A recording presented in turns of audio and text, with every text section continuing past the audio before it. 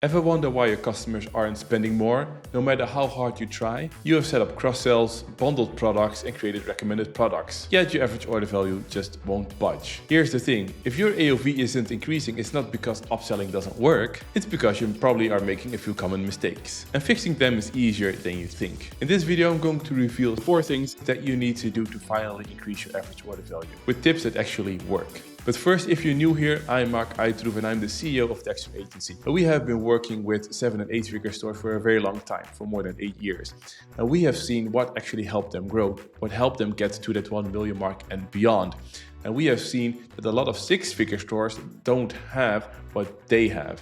And the thing is, what they don't have, the 6-figure stores, is the fundamental marketing foundations. These are essential to actually scale up your business. And we have seen what these essential marketing foundations are, and we are applying that in our 7-figure foundations community, where we help the 6-figure stores get to that 1 million mark. And we have seen that a higher AOV is time and time again a way to really boost your growth. It's one of the fastest ways to improve your profitability, and I'm here going to share with you what you need to do in order to make that happen for you as well. The first tip that I'm going to share with you is also the most important one, and that is to make sure they are relevant. And this might seem very obvious, but that is really not the case.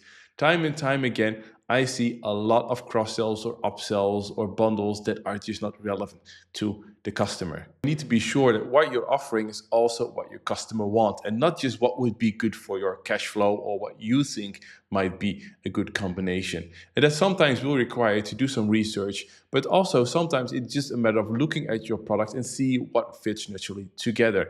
What combination can also boost the performance of your product. And that will be a good cross-sell. And it also just means that you need to keep on testing what really works. And if you are going to sell washing machines, then a tiered pricing model, buy 2, get 10% discount, is not usually going to work because most people will only buy 1 washing machine. So you just need to be very critical of what you're going to offer, because only if it makes sense, people will consider buying it. Now, the second one is the price point. The price point is also something that is often forgotten when people are offering cross-sells or upsells, or if they are doing some bundles. And usually what you see is, if, for example, I'm buying a pants, I might buy, if the pants is 100 euros, I might buy a 20 or 10 euro belt.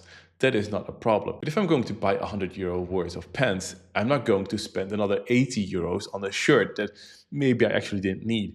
You need to remember that usually cross-sells are a way for people to do an impulse buy, something that they didn't really intend to buy, but it's kind of a no-brainer to add it to the order. So make sure that your product that you're offering as an upsell is not more than 30% of the worth of the product that you are actually selling. Now, the third reason why it doesn't work is that there is a huge trust in algorithms. Let me put an S here.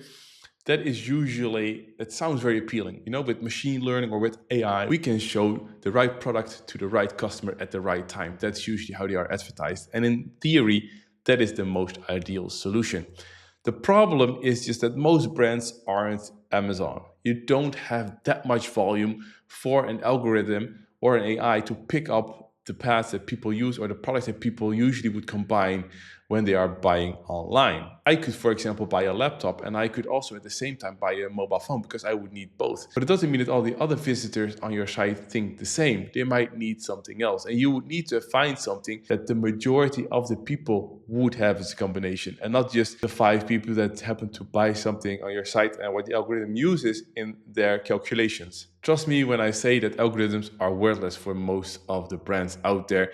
They don't work. I've oftentimes had, for example, I was looking at the laptop and it said, you should combine it with another laptop. I'm not going to buy 2 laptops. You will need to do sometimes the ugly manual work in order to make it work. But it will pay off in the end. So don't just blindly trust these algorithms and machine learning. You don't have the data in order to make those algorithms actually work. And the fourth one is a proper motivation. Motivation is key in a lot of things, and especially also in e-commerce. And people need to have a motivation in order to buy. And it usually means also that they have a discount if they're going to bundle some stuff together.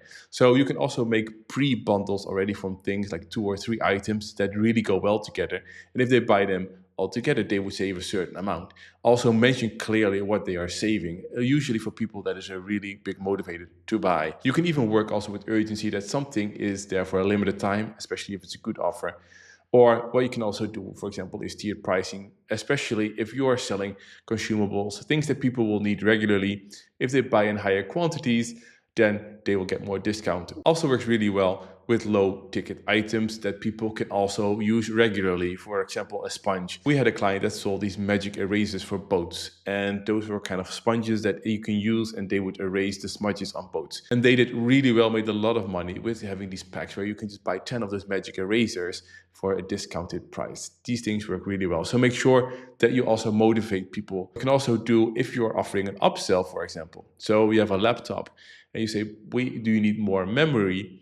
Then maybe you want to have this product. That higher memory is something that's interesting for people. What you also need to do is you need to make sure that you also speak in their language. So you can, for example, talk about chips and how fast they are, but for a lot of people, if they don't have that knowledge of computers, then they won't resonate. But if it's faster, if it can render the games more easily, that will appeal to them.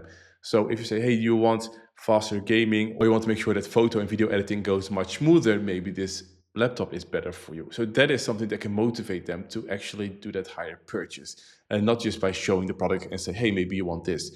Give them a reason for them to want it. So if you're looking for ways to optimize your AOV, look at these 4 principles that you need to apply in order to make them successful. Don't just blindly trust algorithms. They really don't work for a majority of the brands, and make sure they're relevant and the price point is good. And definitely don't forget to also add the motivation that's needed. Now, if your AOV is not where it should be and you feel like you could use some help in order to get there, or you just need the right strategy in order to execute it, feel free to book a call with me. Together we'll identify what's holding your store back and create a plan to boost your profits from a better AOV strategy. If you find this video helpful, give it a thumbs up and don't forget to subscribe to the channel if you want to stay up to date about the latest e-commerce tips and strategies. See you in the next video.